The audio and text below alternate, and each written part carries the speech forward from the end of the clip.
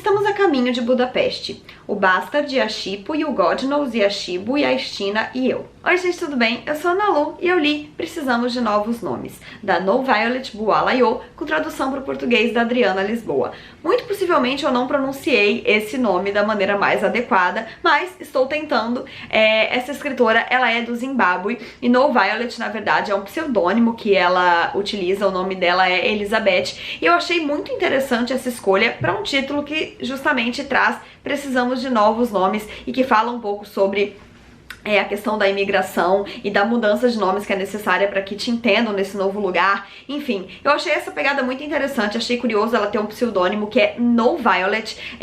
No título do livro, né, na capa do livro, na verdade, é possível a gente perceber que ela utiliza esse nome com o No em letra minúscula e o V de Violet com letra maiúscula, então seria mesmo uma não Violet. Eu achei isso muito interessante, mas pode ser só uma pira muito louca da minha parte. Enfim, o que me interessou principalmente nesse livro, além do título, é o fato de que ele é de uma escritora zimbabuense, por mais que atualmente ela more nos Estados Unidos e escreva de lá, o livro fala sobre o Zimbábue, se passa no Zimbábue. E outra coisa que é muito interessante é que a autora, ela nasceu em 81 e foi no ano de 1980 que aconteceu de verdade a independência do Zimbábue. A história, no entanto, se passa justamente entre as décadas de 60 e 80, quando uma tentativa de independência foi proclamada por uma minoria branca no país no início da década de 60, e esses 20 anos, então, foram marcados por intensos conflitos, principalmente raciais, né, enquanto a minoria branca, advinda da colonização inglesa no país,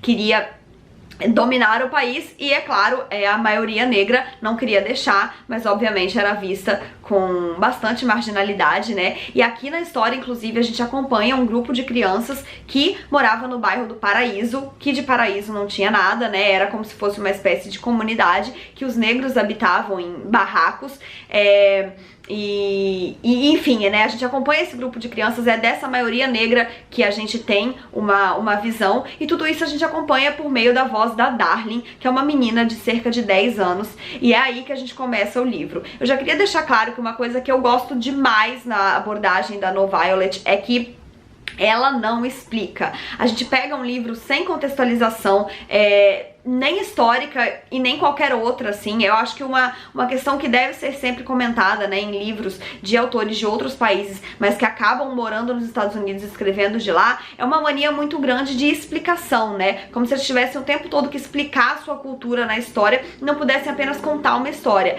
Isso definitivamente não é o que a No Violet faz. Ela joga a gente no olho do furacão, e se a gente quiser mais informações sobre aquilo, a gente é que pesquise. Toda essa questão da independência do Zimbábue, dos conflitos, da guerra civil que acabou estourando lá, eu descobri fazendo pesquisa. A gente não tem essas informações no livro. O que a gente tem é uma história, a gente acompanha uma época na vida dessa personagem em que essas coisas estão acontecendo em volta, mas ela não acompanha tudo de perto. Por quê? A Darling, né, a gente começa acompanhando a sua história enquanto ela tá com seu grupo de amigos, fugindo, né, todos os dias à tarde do bairro do Paraíso, onde eles moram, pro bairro de Budapeste, que era um bairro de maioria branca, em que as pessoas habitavam casas bonitas, com quintais, com goiabeiras, e as crianças adoravam, então, admirar essas casas, imaginar o dia que elas poderiam morar nelas e não nos seus barracos, e roubar goiabas. No meio dos diálogos e das brincadeiras dessas crianças, a gente vai conhecendo também um pouco mais sobre a realidade dessas pessoas e do país no momento. Uma coisa que marca bastante pra mim é o fato de que uma dessas meninas, né, a Shibu, se eu não me engano,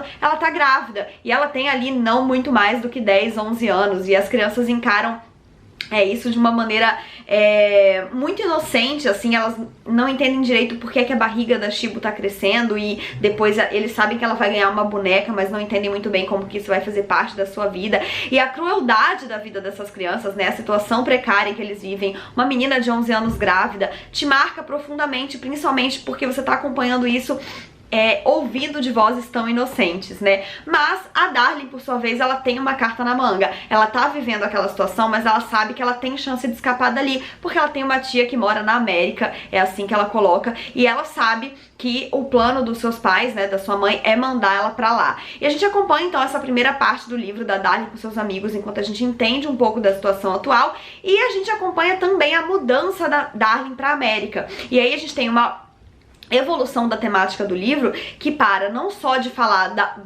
do contexto da vida no Zimbábue, mas também para falar sobre imigração, porque a Darling vai fazer essa drástica mudança e ao mesmo tempo em que ela nunca vai conseguir se sentir americana e pertencente a um novo lugar, ela então vai enfrentar problemas na sociedade, ela vai enfrentar problemas na escola, ela não fala aquela língua direito, né? Ela sabe que ela nunca vai vir a falar como alguém que nasceu ali e enquanto isso, ela se sente afastar cada vez mais do lugar de onde ela veio. Então ela tem algumas ligações, né, por telefone frequentes com a sua mãe, mas cada vez ela tem menos assunto, ela tenta falar também com os amigos que ela deixou lá, e ela não consegue mais se envolver direito nas histórias que eles contam, ela se sente muito distante, e também pelo que essas pessoas vão falando pra ela nas ligações, a gente vai então tendo pistas de que esse conflito civil tá se agravando cada vez mais lá no país, e ela tá acompanhando isso de longe, sem acompanhar de verdade, e nunca vai fazer ideia do que tá acontecendo lá. Ela tem vontade de voltar pra matar a saudade da mãe e dos amigos, mas ela não sabe que ela meio que tá presa nessa nova vida, porque se ela sair dos Estados Unidos, ela não tem como voltar, porque ela não tem